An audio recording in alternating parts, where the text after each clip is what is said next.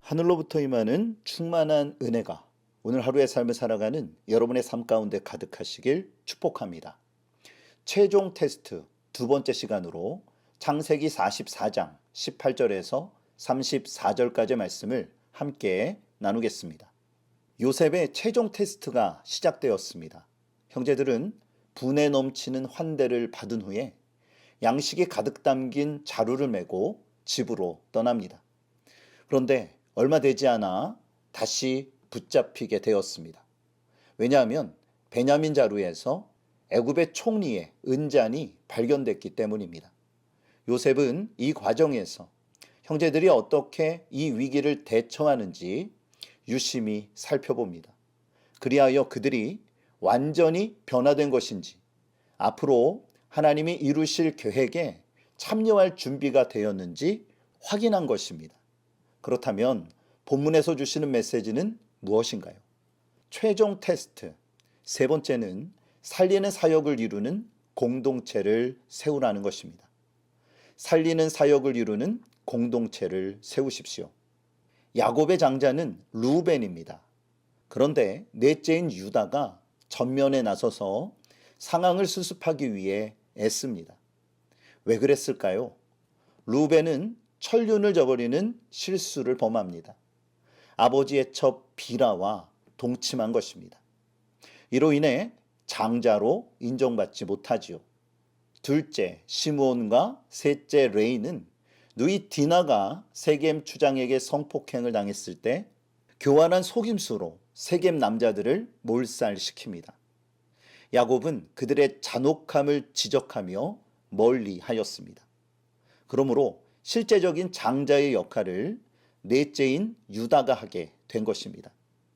애굽 총리의 요청에 따라 베냐민을 애굽에 데려오는 문제에 대해서도 유다가 나서서 아버지를 설득하였습니다. 그런데 예상치 못한 비상사태가 터진 것입니다. 그러자 유다는 총리에게 자초지정을 설명하면서 상황을 수습하기 위해 힘씁니다. 본문 18절입니다. 유다가 그에게 가까이 가서 이르되 내 주여 원하건대 당신의 종에게 내 주의 귀에 한 말씀을 아뢰게 하소서. 주의 종에게 노하지 마소서. 주는 바로와 같으심이니이다. 유다는 화가 잔뜩 난 총리의 마음을 다독이면서 아버지의 이야기를 꺼냅니다. 아버지는 오래전에 죽은 아들로 인해 상심한 상태이고 그의 동생 베냐민마저 잃게 되면 돌아가실지도 모른다며 염려합니다. 그러자 요셉은 달라진 형들의 모습을 보면서 놀랐을 것입니다. 이전에는 이기적인 욕심과 자기 편의주의에 빠져 진실을 왜곡하며 이익을 쫓았으나 이제는 진심으로 아버지를 걱정하면서 베냐민을 살리기 위해 온 힘을 기울였던 것입니다. 본문 30절에서 31절입니다.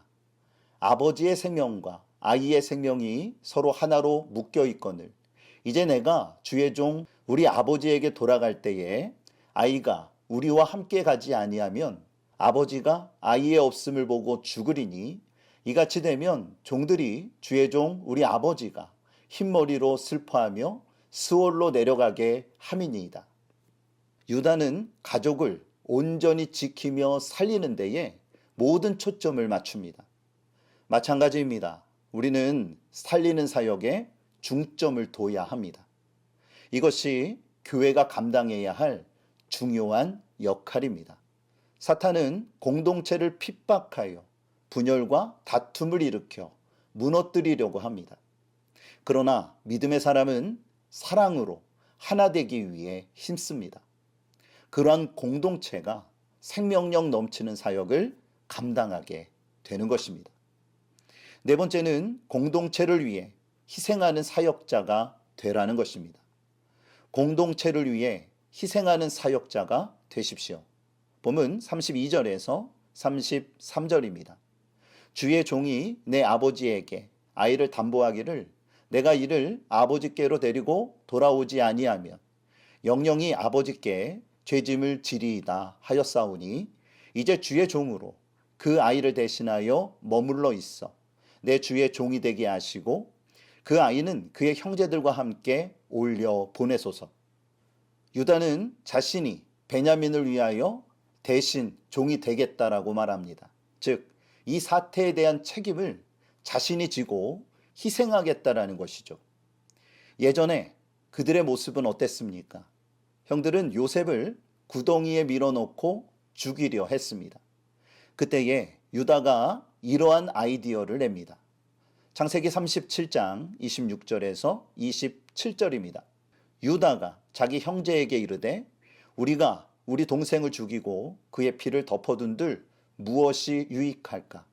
자, 그를 이스마엘 사람들에게 팔고 그에게 우리 손을 대지 말자. 그는 우리의 동생이요 우리의 혈육이니라 하매 그의 형제들이 청종하였더라. 유다는 요셉을 죽이는 것보다 이스마엘 사람들에게 노예로 파는 것이 이득이라고 말했습니다. 물론 그로 인해 요셉이 생명을 보존하게 된 것은 맞습니다. 그러나 은 20에 팔아넘긴 것도 팩트입니다. 그는 어린 동생을 팔아먹은 인신매매자였습니다. 이것이 평생의 후회로 남았던 것입니다.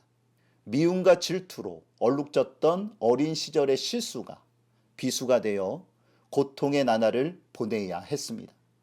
그러기에 실수를 반복하지 않고 자신의 말을 책임지기 위해 희생을 결단한 것입니다. 그러자 요셉은 더 이상 참을 수가 없었습니다. 그는 울먹이면서 자신의 정체를 밝힙니다. 창세기 45장 1절입니다. 요셉이 시종하는 자들 앞에서 그 정을 억제하지 못하여 소리질러 모든 사람을 자기에게서 물러가라 하고 그 형제들에게 자기를 알리니 그때에 그와 함께한 다른 사람이 없었더라. 이제 최종 테스트가 끝났습니다. 요셉은 형제들이 완전히 새로운 사람으로 거듭남을 확신하게 됩니다. 그제야 형제들은 얼싸안고 통곡합니다. 그렇습니다. 이것이 진정한 리더의 모습입니다. 지난날의 잘못을 회개하고 맡겨진 일에 끝까지 책임을 다하는 것. 큰 손해를 보더라도 공동체를 위해 기꺼이 희생하며 살리기 위하여 힘쓰는 것. 하나님은 유다와 같은 사역자를 붙드셔서 크게 사용하십니다. 오늘 말씀을 기억하세요. 살리는 사역을 이루는 공동체를 세워가십시오. 그리고 공동체를 위해 희생하는 사역자가 되시기 바랍니다. 그럴 때에 하나님께서 기뻐하시는 아름다운 열매를 맺게 될 것입니다. 그러한 열매가 풍성한 여러분의 인생이 되어주시기를 주님의 이름으로 축복합니다. 오늘도 하나님은 여러분과 함께 하십니다.